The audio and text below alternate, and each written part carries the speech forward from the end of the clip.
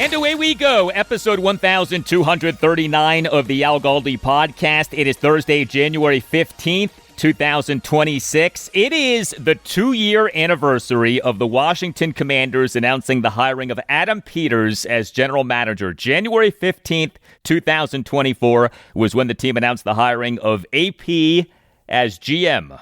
Here we are 2 years later. How we doing? What grade would you give Adam Peters for the work that he has done over his first 2 years as Commanders GM? I'll hang up and take your answer off air. The Commanders' hiring of Adam Peters as GM was seen as a major coup, a sign of the Josh Harris ownership group being smart and aggressive and impressive. I and so many of you celebrated the Commanders hiring Peters as GM. Well, could it be that our team is about to pull off another major coup?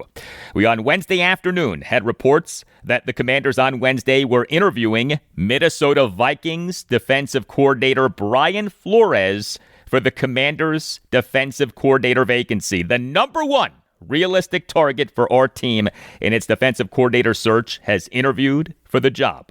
Hello and welcome to this Thursday installment of the Al Galdi podcast. Next segment, intel on and analysis of the likelihood of the Commanders getting Brian Flores as their defensive coordinator. As a welcome back to the podcast, Vikings insider Matthew Coller of Purple Insider on Substack, the host of a very successful Vikings podcast, Purple Insider with Matthew Coller. Spoiler alert, Matthew thinks that the chance of Flores leaving the Vikings for the Commanders is higher than many other people do. Matthew will explain why, and also will go in-depth on the greatness of Flores as a defensive coordinator. On this, the 2-year anniversary of AP as GM, we talk about the potential of BF as DC. Also on the show, my reaction to the major Washington Nationals news. Their partnership with MASN is over. The Nats on Wednesday morning announced the launch of Nationals.tv. And on the show, we'll talk Washington Wizards and Virginia Tech basketball. The Wizards, they late night on Wednesday night lost at the Los Angeles Clippers 119-105 as the tank remains very much on. Trae Young, for a third time in 3 games with the Wizards, did not play. This due to a right knee sprain and a right quadriceps contusion. ESPN NBA insider Shams Charania, he on Wednesday afternoon in a post on X reported that Young will, quote, be reevaluated after the mid-February All-Star break, end quote, and that the Wizards are, quote, taking a cautious approach with the injuries to their new trade acquisition, end quote. And the Hokies, they on Wednesday night suffered quite the loss, a 77-76 loss at SMU as 6-foot Boopie Miller of SMU connected on a contested half-court 3 as time expired in the second half for the win. Before we get to feedback, we do have a coaching staff hire by the Commanders. Reports on Wednesday evening that they are hiring Atlanta Falcons quarterbacks coach DJ Williams as quarterbacks coach. DJ Williams, the son of Doug Williams, who was Redskins quarterback, was the MVP of Super Bowl 17 and who still works for the team. Doug Williams is the Commanders senior advisor to the general manager. DJ Williams is well regarded. Commanders insider Ben Standing of Last Man Standing on Substack, he on Wednesday evening in a post on X said this on DJ Williams, quote, enthusiastic comments from sources, parentheses, not dad, end of parentheses, about his work, comma, capabilities, end quote. So this does not appear to be a nepotism hire or anything like that. Look, the Commanders off the season that they just had cannot afford any nepotism hires. Every hire that they make needs to be about hiring good football people. And speaking of hiring, breaking news late night on Wednesday night, the New York Giants reportedly are hiring fired Baltimore Ravens head coach John Harbaugh as head coach. Big-time news in the NFC East. This, to me, is a good hire for the Giants. Here was ESPN NFL insider Adam Schefter on ESPN SportsCenter late night on Wednesday night. The New York Giants and John Harbaugh are now finalizing an agreement to make him the next head coach of the New York Giants and to make him the first head coach hired in this tumultuous coaching cycle. No team was more aggressive than the New York Giants in pursuing John Harbaugh, who spent Wednesday in the Giants facility meeting with various team owners, officials, even players, including their quarterback Jackson Dart. And obviously, he was supposed to be talking with the Tennessee Titans and the Atlanta Falcons. Right now, it doesn't seem like that's going to happen because all focus is on getting a deal done with the New York Giants. The Giants look like they're going to be getting the coach that they wanted, and he is going to be the guy that succeeds Brian Daboll and Mike Kafka to bring stability to this organization that has struggled to capture that. Somebody who coached 18 seasons in Baltimore, the Giants want to have a similar type of run in New York with the Giants. Yeah, John Harbaugh is Ravens head coach, 18 seasons, 12 playoff appearances, including winning the Super Bowl for the 2012 season, regular season winning percentage of .614. You could hit me up on X at Al Galdi. You could email me, the Al Galdi podcast at yahoo.com. Email from Ramesh in the United Kingdom. Yes, more Commanders representation in the UK, writes Ramesh about the Commanders parting with Cliff Kingsbury as offensive coordinator. Hi, Al. Happy New Year from the UK. It certainly has been a busy start to the year for the Skins. Firstly, Olo lost a bit of momentum at the end of the season. According to the Draft Tech draft value chart, the drop from pick 5 to pick 7 is about the same as a mid-third round pick. That's the value that we lost by winning that game at the Eagles. I guess we can console ourselves in that the Eagles had to face the 49ers instead of the struggling Packers. I'm probably not the only one who was surprised that Cliff Kingsbury and the team parted ways. What is concerning is the way this has been handled by the team. Firstly, this was leaked to the press by someone, and now we are getting signs of front office interference. I saw the reporting from Jordan Schultz. I am very concerned about this report that claims that DQ was not on board with the coordinator decisions. The KK move was also unpopular with players. AP said at the end-of-season press conference that decisions were for DQ to make, not AP. The report implied DQ is dealing with constant interference with personnel and coaching decisions. What are the facts? Who is leading football operations? If DQ is not able to operate with the right level of authority over football matters, how is this better than the Dan Snyder era? As the report said, there's a lot of S going on there. Yours hoping this is all untrue, but prepared for the worst. Thank you for the email, Ramesh. There, in recent days, have been two reports from NFL insider Jordan Schultz on Commanders' dysfunction. Schultz on January 6th in a post on X, quote, sources, my understanding is that key Commanders offensive players, including QB Jaden Daniels, are disappointed with the team's decision to part ways with OC Cliff Kingsbury. Daniels vouched for him to stay in his presser on Monday and was among those blindsided by the move. Offensive players on the team figured the only way Kingsbury would be gone is if he got an HC job, end quote. And Schultz on January 7th in a post on X, quote, sources, part of the issue the Commanders have had in the building is the front office meddling with the coaching staff on personnel and which players to use, an ongoing problem dating back to 2024 when they were having success. With the team struggling this year, it reached new heights and there were notable disagreements. Moreover, I have not gotten the impression Dan Quinn wanted to move on from his coordinators. The entire disconnect is one to watch as we head into 2026. There's a lot of S going on there, a source said, end quote. Now, there are two things about these reports that serve as, shall we say, cause for pause. Number one, nobody else has backed up or corroborated or mirrored or added to this reporting. The closest thing that we had was NFL insider Diana Rossini of The Athletic in a piece that came out on January 3rd saying, quote, some in the building say there's been a disconnect between Kingsbury and general manager Adam Peters, end quote. Number two, these reports from Jordan Schultz came right in the midst of the team parting with Cliff Kingsbury and two other assistants. So the Commanders on January 6th parted with offensive coordinator Cliff Kingsbury, offensive line coach Bobby Johnson, and defensive coordinator Joe Witt Jr., although the team still has not announced any of these partings. But the first report from Schultz came out on the day of the partings, January 6th. The second report from Schultz came out the morning after the partings, January 7th. You always have to wonder about the sources for reports like the ones we got from Jordan Schultz. It's not a stretch to think that the sources for these reports are one or more of the people let go, or those people's agents, or some combination. In other words, these reports may be sour grapes on the part of the assistant coaches who just got let go. All of that said, I have been careful not to just entirely dismiss what Jordan Schultz has reported. We as fans of the team all want to believe that what he reported isn't true. But what if some or all of what he reported is true? That is the nightmare scenario.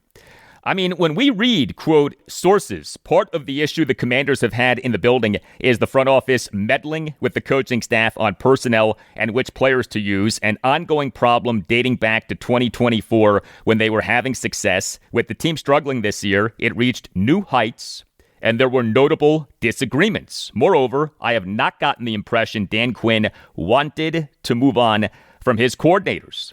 The entire disconnect is one to watch as we head into 2026. There's a lot of S going on there, a source said, and quote, that is so bad if true. That reeks of how things were when Dan Snyder was owning the team. Again, if true. We just don't know how true these reports are. And again, it stands out that Jordan Schultz essentially is on an island with this reporting. Not a single person who covers the team locally has confirmed any of this. Now, maybe the local reporters are whiffing on this, or maybe Schultz is wrong. I hope that he is. Email from David Israel on a certain former Redskins head coach who the Commanders could have hired as offensive coordinator. Writes Dave, Dear Al, one name that was not mentioned for OC, our good friend, the former HC, Jay Gruden. Not a serious suggestion, but I'd love to hear your feedback. I think the man can still coach, and he got a raw deal under Snyder. Thank you for the email, Dave. Jay Gruden, our Redskins head coach, January 2014 to October 2019. He then was the Jacksonville Jaguars offensive coordinator for the 2020 season and was an offensive consultant for the Los Angeles Rams for the 2022 season. And those have been his only NFL jobs since being fired by the Skins. He has not worked in the NFL much since being fired by the Skins. Now, how much of that has been him not wanting to work or being picky about jobs versus the NFL not wanting him? I don't know. But he has not worked in the NFL much since being fired by the Skins in October 2019. He now does a lot of media. I wonder if he's now content doing that. Jay Gruden, as Skins head coach, was so-so. He was not great, but he was not terrible. The way that I described Jay Gruden as Skins head coach was, he to me was a head coach who did with the talent what the talent was. So if you gave him decent talent, he could have a decent season. But he was not a head coach who took subpar talent and had good seasons. His regular season record as Skins head coach was 35-49-1, winning percentage just .418, not good. But of course, so much with the Skins during his tenure as head coach was not good, including, yes, the owner, Dan Snyder, and the team president, Bruce Allen. And there was so much dysfunction during Gruden's time as Skins head coach, never mind in times before and after his time as Skins head coach. But keep this in mind about our friend Jay Gruden. He led Washington to back-to-back winning regular seasons over the 2015 and 2016 regular seasons. 9-7 and an NFC East title in the 2015 regular season. 8-7-1 in the 2016 regular season. Not dominance, okay? But back-to-back winning regular seasons. First and only time that Washington has had back-to-back winning regular seasons since having back-to-back winning regular seasons over the 1996 and 1997 regular seasons. Jay Gruden, who in October 2015 gave us the all-time great moniker for a big game in a season that is slipping away, Code Red. It's a critical game for us. Very critical. You know, it's a home game, number one. We're going to play a very tough, spirited Tampa Bay team coming off a bye again. Healthy Tampa Bay team. That's critical. It's Code Red for us. Yes, Code Red. To this day, Washington fans use the phrase Code Red game. Is this week's game a Code Red game? And as you likely know, What happened in the Code Red game was epic. October 25th, 2015, a 31-30 Redskins win over the Tampa Bay Buccaneers at FedEx Field. The Skins overcame a 24-0 second quarter deficit, greatest come-from-behind regular season win in franchise history. Hey, please consider subscribing to the podcast. If you're not already doing that, subscribing to the podcast costs nothing. Make sure that you never miss an episode and helps out the podcast a lot. And if you're already subscribing, thank you.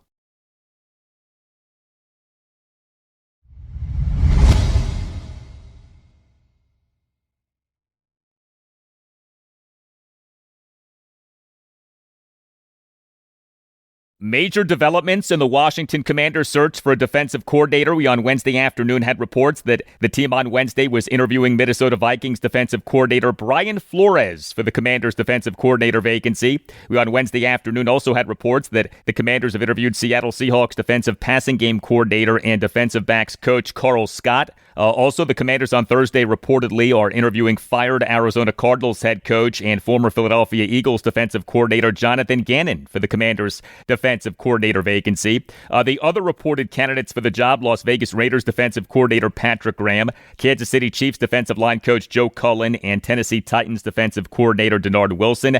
And we're still waiting on what happens with Raheem Morris and Jeff Ulbrich. The belief is that Morris will be a candidate for the Commanders' defensive coordinator job if he does not get another head coaching job. The Atlanta Falcons on January 4th announced having fired Morris as head coach. The belief also is that Falcons defensive coordinator Jeff Ulbrich will be a candidate for the Commanders' defensive coordinator job if he's not retained by the Falcons. So both Morris and Ulbrich worked with Commanders head coach Dan Quinn during his time as Falcons head coach. But as we discussed with Pro Football Focus senior data analyst and Commanders fan Nick Ackridge on Tuesday's show, episode 1237, Brian Flores would be the dream get for the Commanders at defensive coordinator.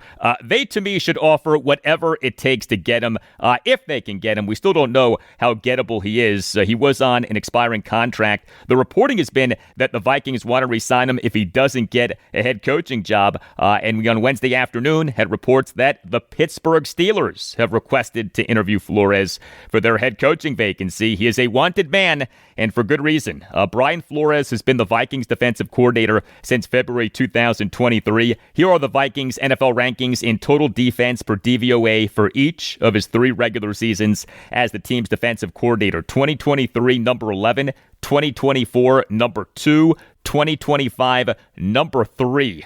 Not bad. I am very pleased to welcome back to the Al Galdi podcast Vikings insider Matthew Coller of Purple Insider on Substack. He has more than 6,000 subscribers. He is the host of an outstanding Vikings podcast, Purple Insider, with Matthew Coller. He has nearly 15,000 subscribers on YouTube, and he is the author of a book about Pro Football Focus. So the title of the book, Football is a Numbers Game, Pro Football Focus and How a Data-Driven Approach Shook Up the Sport. You can follow Matthew on X at Matthew Coller, and Coller is spelled Coller. Hey, Matthew, how are you? Well, I'm not leaving the Twitter sphere anytime soon. Just keeping my eyes on refresh for the latest news here because all sorts of things are going on with the Minnesota Vikings. Of course, it gets interesting after the season when you have a year that is disappointing like this. So we're on Flores watch. We're on quarterback watch. Apparently, we also need to be on, arrest watch for Jordan Addison, which happened here as well. But to your point about the likelihood of Brian Flores leaving, I've got it at least a coin flip that he goes somewhere else. And I think that one common sense point about this for Vikings fans that are expecting him to come back is, why is he a free agent to begin with? If he never thought he'd have any interest in potentially taking other defensive coordinator jobs, then why didn't he sign a contract extension after last year? He at least must have had some questions because the defense was great. They won 14 games. The environment is great. The head coach and Flores seem, at least from our perspective, to have a good relationship. So why would he be considering lateral moves if everything was just perfectly good in Flores? Although, you might also argue that this is a guy who thinks bigger than maybe your typical coach and saw that he could have another elite defense and then have a lot of teams interested and get to be a free agent, because you rarely see a coordinator I don't even remember the last time it happened, become a free agent after they've had a really, really good season and then essentially create a bidding war for their services. It's a very unique situation. Did the Vikings during the 2025 regular season try to extend Brian Flores? They have tried to extend Flores every second that Flores has not been extended. We heard this from Kevin O'Connell, where he used the words very aggressive in trying to keep Brian Flores. They negotiated with him during training camp. I would assume that there was at least some contact between his agent and the Vikings ownership and representatives during the season. I mean, this is somebody who has taken a defense that was as bad as you can imagine. As bad as the Commanders this year. And he has turned them into a legitimate, consistent top 5 defense, which I think is an important point about Flores, because it's really hard to have year-to-year success on defense. What often happens is, well, you might get injuries, you might lose some players, you might play a different schedule, and then all of a sudden you go from a great defense to average, and you kind of ping pong back and forth. That's what most teams do. But he's continued to make this unit better and better and better. And by the end of the year, they're one of the best in the league, which is really impressive when you consider that they had no offensive support. So it was hard to get turnovers as other teams were getting the lead and then hanging on to the lead against them. And they, struggled a little bit at the beginning of the year and then made fixes to that and changed a lot of things around that they had done in the past. I mean, this is somebody who is incredibly innovative, and all that talk from quarterbacks about progressions and reads and all those sorts of things. Well, the reason there's so much pure progression is guys like Brian Flores, who do not show you what they're going to be doing with the coverage at the line of scrimmage. And they created this defense that doesn't even really have a name. The players understand it and the players run it. They know it to the point where all the coverages and checks, where Harrison Smith is coaching on the field, essentially changing looks as he sees things with the offense. I mean, it's been an incredible coaching job from Brian Flores. So I can see why Washington and any other team with an opening would be interested in him. And I can also see why he's going to explore all options and see what kind of money you might be talking about, but also what kind of opportunity with the team that you might be talking about as well. How viable of a head coaching candidate is Brian Flores? I think it's legitimate. Look at the franchises that are interviewing him. I don't think those are joke franchises, Baltimore and Pittsburgh. Now, they're casting wide nets, and so he's one of 25 or something that's going to be interviewing for those jobs. But at the same time, those are two teams that are, I would say, solidified enough to maybe break rank with the rest of the NFL that has not really truly considered Brian Flores for a head coaching position. But he's also done so much with the Vikings defense that at some point, who cares if he's got a lawsuit against the league? You need a coach.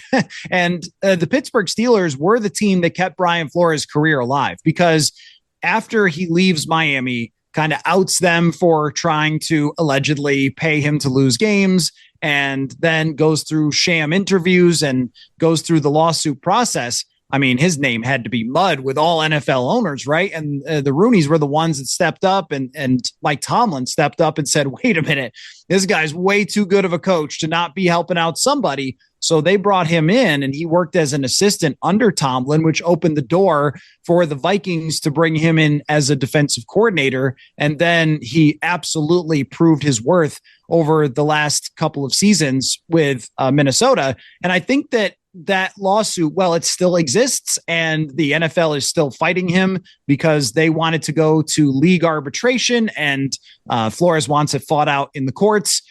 I mean, if you're the Pittsburgh Steelers and you're looking for your next 10, 15-year head coach, you're not too concerned about how that's going to play out. I mean, maybe eventually it gets to the point where the NFL just settles with Flores and the whole thing is forgotten about pretty quickly, which is what happened when they blackballed Colin Kaepernick, is they settled it and moved on and so forth. So when it comes to Flores, the same thing might happen, only without the blackballing. But I think his proof of success in Miami, success with the Vikings, and then working with Tomlin and that familiarity, and then O'Connell, who is, I think these two are two of the best culture coaches in the NFL.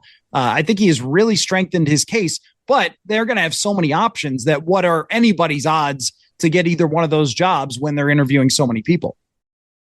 We're talking Brian Flores with Vikings insider Matthew Coller of Purple Insider on Substack, the host of a terrific Vikings podcast, Purple Insider with Matthew Coller. It is crazy. Brian Flores is in the midst of suing the NFL. He, on February 1st, 2022, filed a class action complaint in the U.S. District Court for the Southern District of New York against the NFL, the Miami Dolphins, the New York Giants, the Denver Broncos, and all other remaining NFL teams, which are referred to as John Doe teams 1 through 29. I guess that includes our team, the Washington Commanders. Hey, there could be our team's new name, John Doe. But to what extent has this lawsuit come up during Flores' time with the Vikings?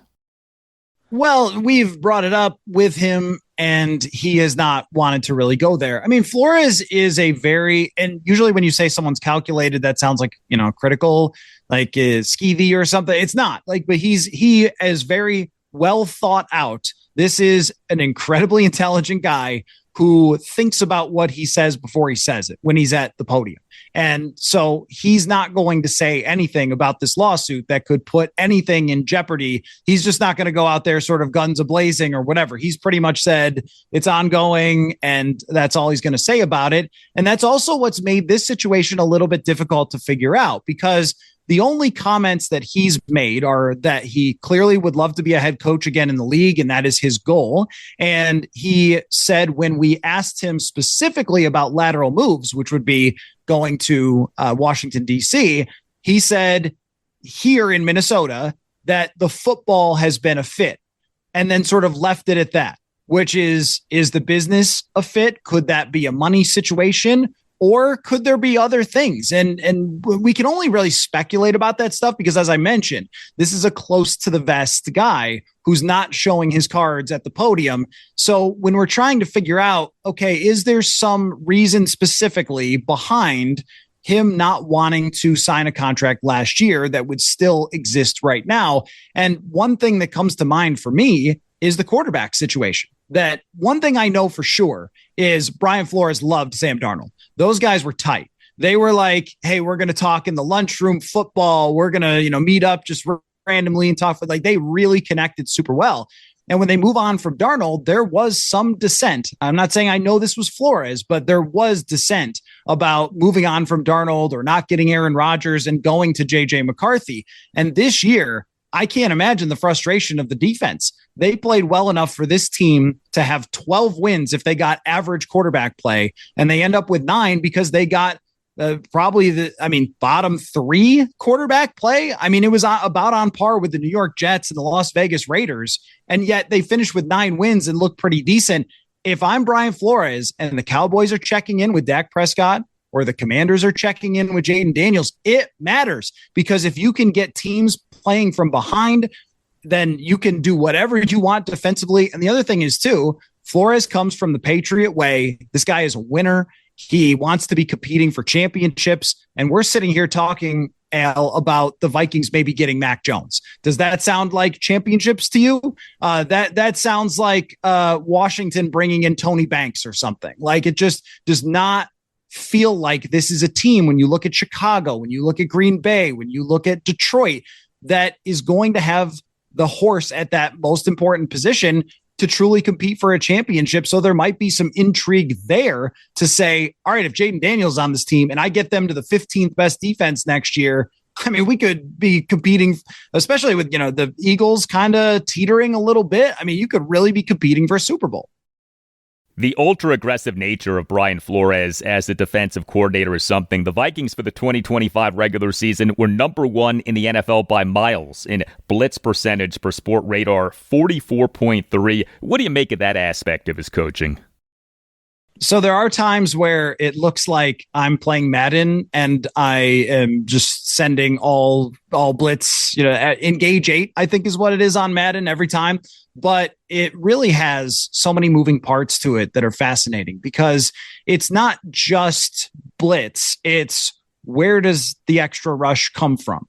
And he started using very unique fronts, like the bear front sometimes this year, where there's 5-on-5 where you're setting it up. And look, there was a lot of old school 3-4 looks that he used with 2 outside linebackers. I mean, he was doing things that were kind of throwback this year. So it's what you see at the line of scrimmage first. And then where is that extra person coming from? Who's dropping back? Now, if you're going to emulate this, you have to find an Andrew Van Ginkel type, because when Van Ginkel was not in there, they were a different defense, because he's kind of the key cog there, where he's a great rusher. He's a great cover man. He can line up over the center. He can line up way outside at the wide 9 position.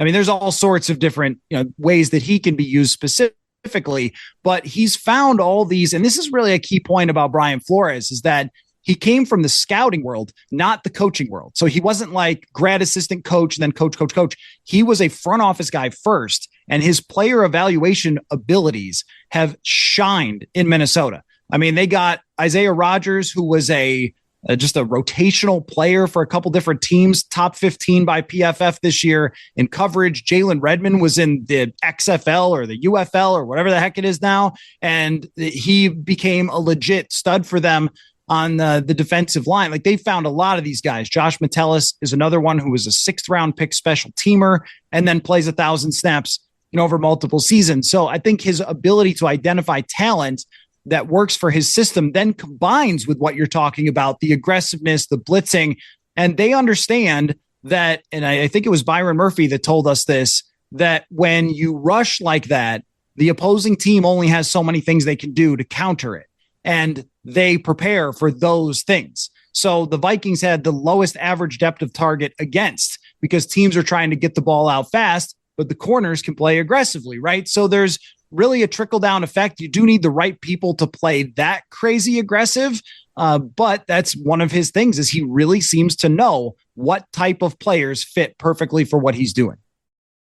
So netting this out, you think that Brian Flores staying with the Vikings is a coin flip, 50-50? Yeah, I do. I mean, I think that you could make a reasonable argument. Maybe this is just being a reporter and not wanting to be really wrong, but like, you could make a reasonable argument that it's less than 50%, because if it was higher than 50%, then he would have signed at some other time. I think at very least for him, it makes sense to go out and see what your options are, but there also has to be a reason why, unless you're trying to maximize every dollar. Because I mean, the Wilfs are not known as a cheap ownership, right? If they need something, they went out and paid for Kirk Cousins. They went out and spent more free agent dollars than anybody else in the NFL last offseason. They're not cheap people. So if Brian Flores really, really wanted to stay, then he would probably be a very rich man in doing it. If he didn't want to at least see what other teams had to offer him. And I keep going back to, because it feels like the relationship is good there with O'Connell, but does he want more of a seat at the table when it comes to decision-making on roster things? Does he want more power? Does he want, very interestingly, Mike Pettin just retired and he was the assistant coach. Does he want an assistant coach title? But does Kevin O'Connell want him to have more power and an assistant coach title? There's been a lot of succession type stuff that's gone on here with the discussion of the distribution of power, who made the decision on the quarterback, what does it all mean? So it'll be fascinating. But if he takes a lateral move to go to Washington, then I think all of us, including myself, are going to say, what the heck just happened? What happened for them to lose this super talent as a defensive coordinator? The Commanders hiring Brian Flores as defensive coordinator would be outstanding. By the way, their loss at the Vikings, 31-0 this past December 7th, that may well be why the team parted with offensive coordinator Cliff Kingsbury. Your team may well have cost our OC his job. I want you to know that. Well, it may have on both sides of the ball, right? Because J.J. McCarthy before that was really struggling, and that kind of helped him. We've been having that debate back and forth too. Like, the end of the season, McCarthy played well, but look who they played, Washington and Dallas. I do think, though, for Washington, if Flores arrived there, your defense jumps from a horror show to at least average, because that's exactly what happened for the Vikings from 2022 to 2023. They were at least average with not the best talent, just based on his coaching and scheme. And if you have that and Jade Daniels comes back healthy and you block for him and you call some plays for him, I mean, you could be a serious contender. So he could be a swing guy for the entire franchise. And I'm sure that they're getting out the checkbook and saying, write in your number. Yeah, and Commanders managing partner Josh Harris should be willing to pay whatever it takes to get Brian Flores. Vikings insider Matthew Coller of Purple Insider on Substack, the host of a high-level Vikings podcast, Purple Insider with Matthew Coller. Thanks a lot. All the best. Anytime. Thank you for having me.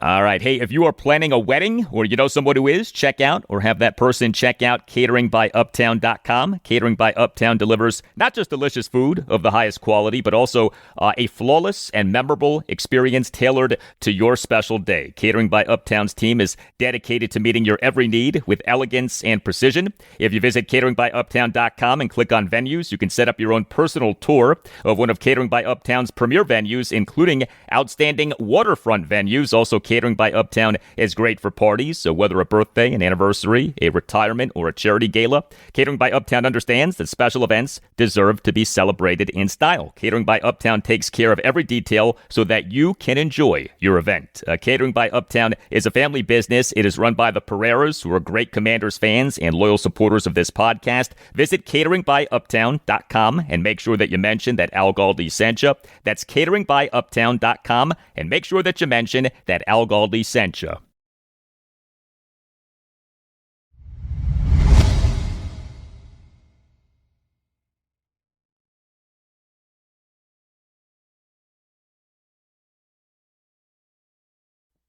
Well, the day has come. The Washington Nationals are done with the Mid-Atlantic Sports Network, are done with MASN. The Nats on Wednesday morning announced the launch of Nationals.tv, quote, beginning this season, local Washington Nationals games will be produced and distributed by Major League Baseball, making games available to in-market fans on cable and satellite television, as well as through the MLB direct-to-consumer streaming platform, end quote. So the Nats are leaving MASN and partnering with MLB for production and distribution of local telecasts of games. Now, while Nationals.tv is a streaming service, it will be available via some cable and satellite providers. So if you are not a cord cutter, Nationals.tv may still be available to you. Quote, fans within the Nationals home television markets can watch Nationals.tv on cable and satellite television or stream live through Nationals.tv. Information on cable and satellite providers, including specific channel locations, will be announced at a later date. End quote. But this move by the Nats absolutely is a move towards streaming. And this, of course, is the way of media overall, right? Traditional media is dying. Radio, television, newspapers, and magazines are dying. Podcasts, YouTube, streaming services, and digital print media like Substack are surging. And this move by the Nats is especially notable because of their history with MASN. MASN was created in 2005 to televise both Washington Nationals and Baltimore Orioles games off the relocation of the Montreal Expos in the 2004-2005 offseason to Washington, D.C., what had been deemed Orioles broadcast territory. Their starting in 2012 was the MASN dispute, a lengthy saga having to do with the Nats from their vantage point not receiving fair market value in terms of money. From MASN, the dispute went on and on and on.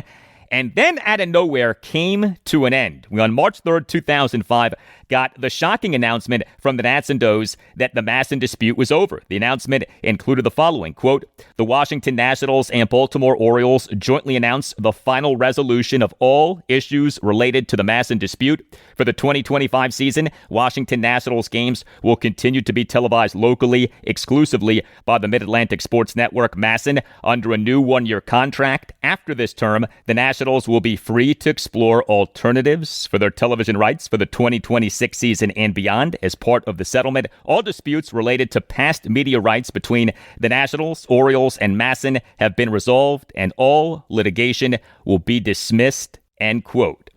Well, the Nats, in being, quote, free to explore alternatives for their television rights for the 2026 season and beyond, end quote, now have settled with partnering with MLB. But what I wonder is this. Is the Nats partnering with MLB for production and distribution of local telecasts of games part of a quid pro quo with MLB? The announcement of the end of the MASN dispute came out of nowhere. The terms of the settlement of the dispute have never been revealed or reported. There, in fact, has been very little reporting on how the settlement of the MASN dispute happened, what constitutes the settlement, or anything along those lines. We got this announcement on March 3rd, 2025, and then that was it. The topic just disappeared. Well, could it be, might it be, that MLB compelled the settlement? Maybe as part of allowing the group led by David Rubenstein to buy the O's in March 2024. And could it be that part of MLB compelling the settlement was a quid pro quo with the Nats of, okay, we'll end the MASN dispute, but then you need to join our army of teams with which we are partnering for production and distribution of local telecasts of games. I do think that such a scenario is entirely plausible and would explain a lot. Again, how the heck did this long-standing MASN dispute out of nowhere all of a sudden come to an end? The word is that MLB Commissioner Rob Manfred wants to eventually have all 30 MLB teams under the umbrella of MLB for production and distribution of local telecasts of games. Now, I don't know how realistic that is given the mega money local television deals for teams like the New York Yankees, New York Mets, and Los Angeles Dodgers, but this supposedly is what Manfred wants. Well, now he has a team in a top 10 media market in the Nats. The Nats are the 7th team for which local broadcasts of games will be produced and distributed by MLB, joining the Arizona Diamondbacks, Cleveland Guardians, Seattle Mariners, San Diego Padres, Colorado Rockies, and Minnesota Twins. There, to me, were two major problems for the Nats with MASN. Number one, the Nats, in being on MASN, completely missed out on the boom of mega money television deals for local broadcasts of games. The boom happened via the explosion of regional sports networks, RSNs, but RSNs have totally collapsed for a variety of reasons, and the Nats as a team in a top 10 media market missed out on the boom. Number two, MASN is run on the cheap and thus has lacked the ancillary programming that other RSNs have had. The problem with MASN from a Nats perspective has never been like the people working for MASN. A lot of good and talented people have worked for MASN. No, a problem with MASN from a Nats perspective has been that MASN, in being run on the cheap, has been basically just about Nats and Orioles games, Nats and Orioles pre- and post-game shows, random college basketball and college football games, ESPN news, and infomercials. Like, if you've watched MASN over the years, that has been the diet. There on MASN has been a big-time lack of Nats and Orioles talk shows and feature shows that I think would have done a lot of good to grow each team's audience. If you've ever watched, say, Yes Network, Yankee Entertainment, and Sports Network, you see a ton of Yankees programming. That kind of thing for the Nats on MASN never happened, and I wonder if we maybe, hopefully, get that kind of thing now via nationals.tv.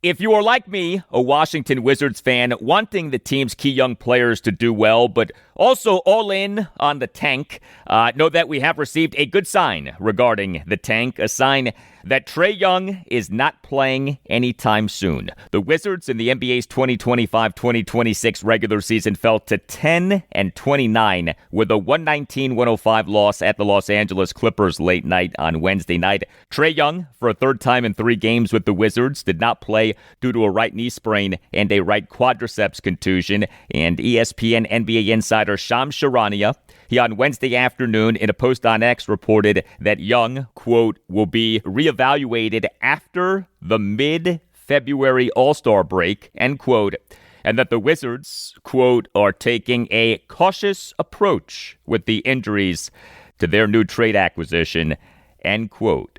Translation: the tank is on in order for the Wizards to keep their first-round pick in the 2026 NBA draft, a pick that reportedly is only top 8 protected. Here was Shams Charania with host Malika Andrews on ESPN's NBA Today on Wednesday afternoon.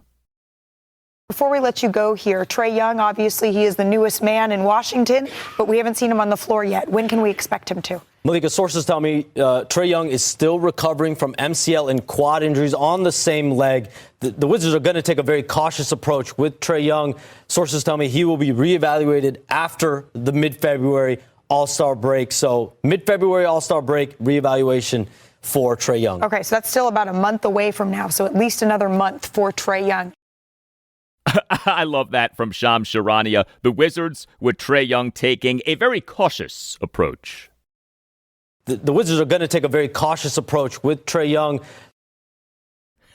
Yes, the Wizards with Trae Young taking a very cautious approach. The Wizards with their first-round pick in the 2026 NBA draft are taking a very cautious approach. That's what's happening here, and that's what should be happening here.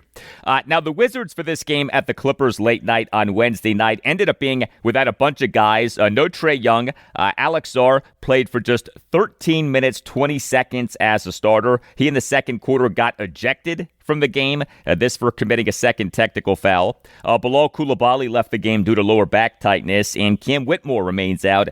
He now has not been available for each of the Wizards' last 14 games due to upper extremity deep vein thrombosis. But I give our rebuilding and tanking Wizards credit. They fought. The Wizards, despite the absences, trimmed a 24-point second quarter deficit to 1 point at 89-88 in the third quarter, but then lost the rest of the game 30-17. The Wizards' leading scorer was Keyshawn George. He in 32-19 as a starter had 23 points, 5 rebounds, and 4 assists versus no turnovers. He went just 2 for 7 on threes, but also 7 for 8 on twos and 3 for 4 on free throws.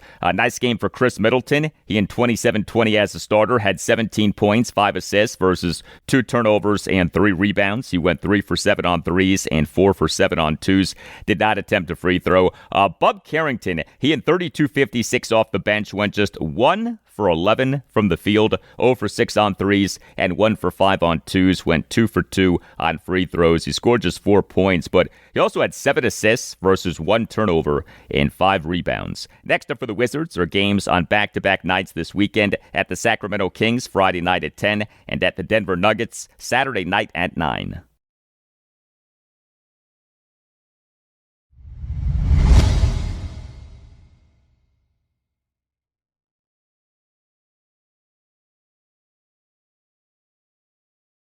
Let's talk college basketball. Brutal loss for Virginia Tech on Wednesday night. The Hokies in the 2025-2026 regular season fell to 13-5 overall, including 2-3 in the ACC, with a 77-76 loss at SMU. 6-foot Boopie Miller of SMU connected on a contested half-court three as time expired in the second half for the win. Yeah, Tech lost on a buzzer beater and by a guy named Boopie.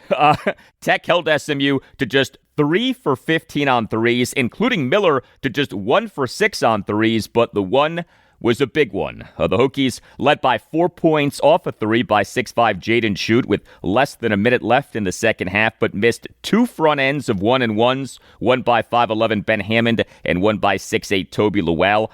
Tech overcame a 9-point first half deficit, but blew an 8-point second half lead. A lot of what-ifs for the Hokies in this game. Tech allowed SMU to go 26 for 45 on twos. Tech's offense was mixed. The Hokies went 19 for 33 on twos. That's good, but just 9 for 28 on threes and just 11 for 18 on free throws. And those 2 missed free throw attempts by Ben Hammond and Toby Lowell in the closing seconds were huge. 5 Tech players each scored at least 10 points. So the Hokies' leading scorer was 6'4" UNLV transfer Jalen Bedford. He in 28 minutes, 34 seconds as a starter, had 22 points and 7 rebounds, including 3 offensive boards. He went 3 for 8 on threes, 6 for 9 on twos, and 1 for 2 on free throws. Also 6'5" Jaden Schutt. He in 20-53 off the bench, had 15 points and 3 rebounds. He went 4 for 6 on threes, 1 for 1 on twos, and 1 for 1 on free throws. Bedford and Schutt combined to go 7 for 14 on threes. The rest of the Hokies combined to go just to 2 for 14 on threes. So Tech remained without 6'5" Tyler Johnson. He did not play for a 5th consecutive game due to a left ankle injury, but back with 7-foot true freshman Antonio Dorn of Germany. He returned from a 5-game absence caused by a back injury. Second consecutive rough loss for Tech on a Wednesday night. The previous Wednesday night, January 7th, a 69-68 loss to Stanford at Castle Coliseum in Blacksburg, Virginia, in a game in which the Hokies blew a 13-point lead with less than 3 minutes left in the second half. The Hokies allowed Stanford to end the game on a 17-3 run. Next up for Virginia Tech, home to Notre Dame, Saturday at noon.